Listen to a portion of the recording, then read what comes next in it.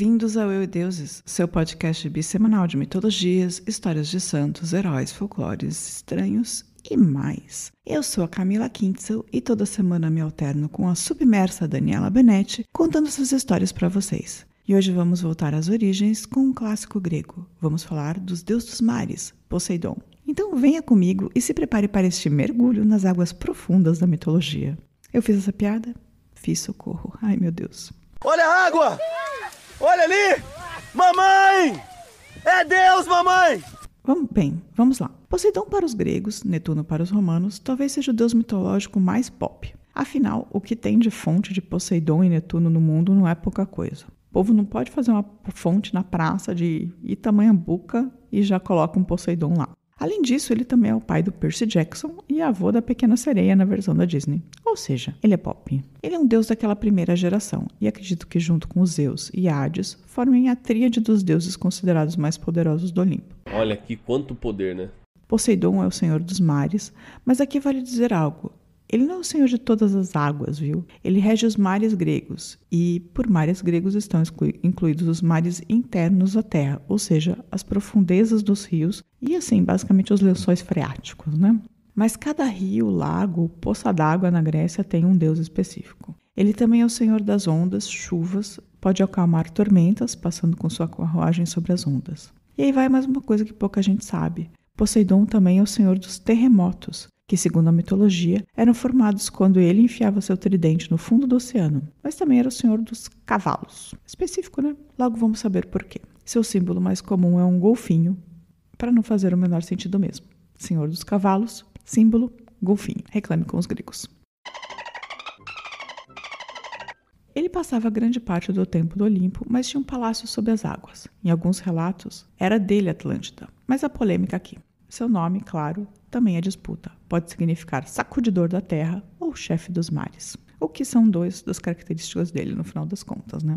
Mas vamos para algumas histórias, para esse episódio não ficar longo demais, que esse deus fez de um tudo. Bem, a primeira e talvez mais conhecida das histórias de Poseidon tenha sido a disputa com a irmã Atena pelo patronato da cidade de Atenas. Imagino que você já saiba quem ganhou a disputa, pois a capital da Grécia não se chama Poseidonas, né? Nessa história, os dois irmãos apostam quem vai deixar os cidadãos mais felizes e ganhar o patronato da cidade. Poseidon entrega aos atenienses uma fonte de água salgada. Atena cria a primeira oliveira. Após votação, a oliveira ganha, pois azeite todinho, água salgada, nadinha, né? Tipo, os caras estão cercados de água salgada, vão querer mais água salgada. Para mim, se ele tivesse feito uma fonte de água doce, ele teria ganhado fácil essa batalha. A oliveira de Atena está até hoje na Acrópole. Mentira que é a mesma, né? Pois mitologia, mas dizem que é. Como todo bom grego, Poseidon era um tarado estuprador. Eita. Sério, 90% dos deuses gregos ficavam a maior parte do tempo tentando achar mulher para violentar, ao que parece. É verdade. Quer dizer, às vezes não. E foi o que ele fez com a Medusa, como já contamos no episódio da Medusa, né? Específico dela. Porém, aqui eu vou contar uma sedução diferente. Pois Poseidon, que não conseguia manter o Bilau dentro da sua calça, ou da sua túnica, no caso, estava afim de Deméter, que era a irmã dele. Mas sem incesto, tá? Não pense em incesto, porque isso é normal na mitologia. Todo mundo se casa com o irmão aqui, mesmo porque tinha meia dúzia de deuses, sabe? Eles tinham que casar entre eles, ter filhos entre eles, senão não teria mais deus. A Deméter não estava nada afim do irmão.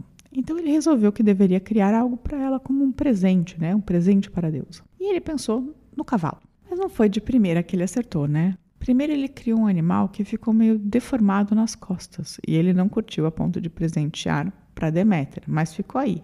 Era o camelo. Depois ele criou algo mais largo e meio desajeitado que funcionava mais para as águas dos rios. O hipopótamo, que na verdade, né, significa cavalo dos rios. Então ele modelou um terceiro animal, mas ele era muito pescoçudo para parecer elegante, que era girafa, sim senhor. No próximo ele chegou mais perto, mas a versão era meio Casas Bahia, meio pobreza, sabe? Ele fez um burro.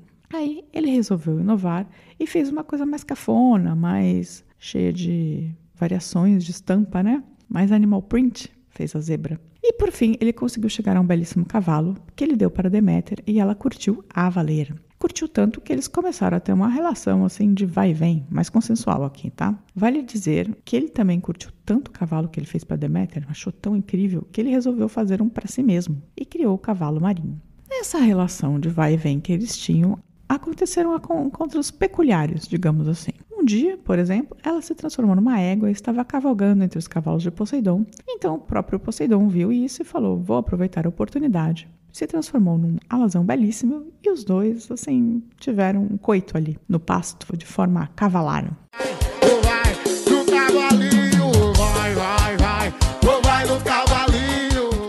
Dessa relação peculiar nasceu Arion, um cavalo falante, e também Despina, a deusa dos mistérios e das geadas, que sabia todos os paranauês do culto de Deméter e cujas histórias se perderam um pouco justamente por conta do seu caráter misterioso do culto dela. Tá, mas esse foi o caso de Poseidon com Deméter. Vamos contar com quem ele se casou mesmo. Nereu, o velho homem dos mares, tinha uma pá de filhas, as Nereidas. E um dia ele chamou Poseidon para sua casa em Naxos e mostrou todas as filhas para ele. Todas as Nereidinhas, colocou todas as Nereidinhas para dançar. E não eram poucas, eram 50. Eu imagino que era por isso que ele estava tentando se livrar de algumas, né? Imagina ter 50 filhas em casa. Muita boca para alimentar a gente, muita. Muita confusão. Imagina as irmãs brigando, tudo 50. Então, Poseidon olhou e olhou as Nereidas dançantes e escolheu Anfitrite. Mas é claro que não seria tão fácil, porque ela não queria, e ela fugiu, porque ela não estava nada entusiasmada de casar com o deus dos mares. E ele resolveu mandar golfinhos procurarem por ela. Eu achei muito fofa essa parte. E os golfinhos foram golfinhos espiões, golfinhos bandeirantes, foram muito eficientes e acharam ela perto do titã Atlas. Aliás, parece que o golfinho que a encontrou e convenceu a Anfitrite a voltar lá, falou, pô, Poseidon é legal, casa com ele e tal. Esse golfinho virou a constelação de Delfinos. Eu achei fofo. Eu espero que ele tenha sido o padrinho de casamento, o golfinhozinho. Eu já falei pra você parar de andar com golfinho, que golfinho é mau caráter. Em outras versões, na verdade, a Anfitrite era mãe dos golfinhos e das baleias e de outros mamíferos aquáticos. E quando ela estava puta, ela paria das profundezas dos mares os monstros marinhos. Eu te entendo, Anfitrite. Do nada você vai parir o Kraken. Te entendo perfeitamente, assim, tem dias que dá vontade. Oficialmente, eles tiveram 2 filhos. Uma filha chamada Rhodos, a personificação da ilha, né, com o próprio nome, do mesmo nome, e Tritão, o primeiro sereio, pai da Ariel, inclusive na versão da Disney. Tritão fica soprando uma trompa que deixa o mar mais tranquilo ou mais agitado, conforme seu sopro e sua vontade. Mas voltando aos podres. Claro que Poseidon não era o melhor marido. Então eu vou fazer aqui uma sequência de violações e traições e etc. Olha os podres. O primeiro caso foi de Caenis, que era uma ninfa. Depois de ser estuprada violentamente por Poseidon, ela ficou tão mal que o deus lhe concedeu um desejo. Ela pediu para ser transformada em homem e ter a pele impenetrável para que isso nunca mais acontecesse. Eu achei tristíssimo, gente. Mas foi feito. Caenis virou Caenos, que se transformou num belo guerreirão. Um dia talvez a gente possa contar a história melhor, com todos os seus detalhes, e também a morte, porque tem uma morte dramática. Um outro caso foi de Tiro, que era apaixonada por um deus do rio que não dava muita bola para ela. O que é raro, viu? Um deus não dá bola pra uma pessoa. Um dia Poseidon se disfarçou desse deus e os dois fizeram um amorzinho gostoso com ela bem iludida, achando que estava fazendo com o deusinho do rio dela, né? Mas no final ela descobriu e estava grávida de gêmeos, Pélias e Nereus. Poseidon também teve pelo menos um relacionamento gay com Nerites, o único filho homem de Nereu. Portanto, o cunhado, né, irmão da Anfitrite, que acabou virando o condutor da sua carruagem. Desse relacionamento surgiu Anteros, conhecido como o deus do amor consensual. Eu achei curioso, porém bonito, assim. Então, não é que eles pariram nada, mas como resultado desse amor se formou um outro deus que chama Anteros. Que fofos! Mas nem tudo são flores, e Hélios, que ficou ciumento desse amor tão verdadeiro, e ciumento de Nerites, né, particularmente, que era belíssimo, transformou o Nerites numa concha. Os outros filhos de Poseidon são Belorofonte, que foi o filho de Poseidon com Eurynome, uma mortal que era casada com o rei Glauco. E essa história também é curiosa. Como o rei Glauco não podia ter filhos por uma questão mitológica de punição, ela basicamente usou Poseidon como um doador de esperma. E Belorofonte virou um heróizão, assim, semideus. Otis e Ephialtes eram 2 filhos gigantes gêmeos de Poseidon com a princesa Ifmédia, e basicamente eles tentaram sequestrar Artemis e se deram mal, a gente já contou isso aqui. Também teve o Crisaor e Pégasus com a Medusa, que assim nasceram de maneiras estranhas. E também a gente já contou, só viu os episódios. Além deles teve Polifemos, filho de Poseidon e Teosa, uma ninfa.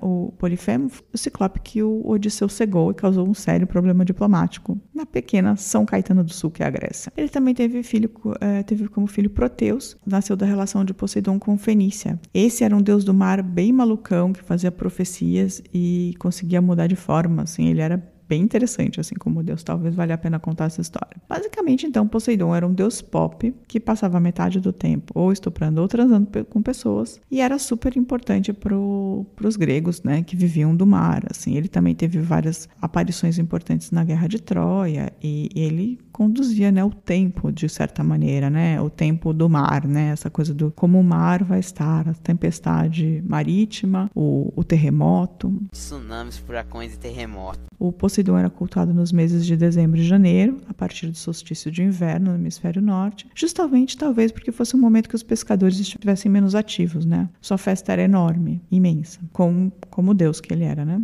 E essa foi a história de Poseidon. Claro que não dá para contar tudo num episódio tão curtinho como esse, mas essa foi a história de Poseidon com seus principais destaques. É o deus dos mares da mitologia grega. Se você quiser ouvir mais história como essa, é só escrever pra gente em contato@euedeuses.com.br. Se você não gosta de e-mail, mande seu direct no Instagram, no Facebook ou deixe um comentário na nossa página do YouTube. E se você quiser saber mais especificamente sobre Poseidon, aí você vai precisar do nosso recado simpático, que nunca junta água. Vai ler os livros. Tenha uma boa semana e tchau, tchau. Beijo!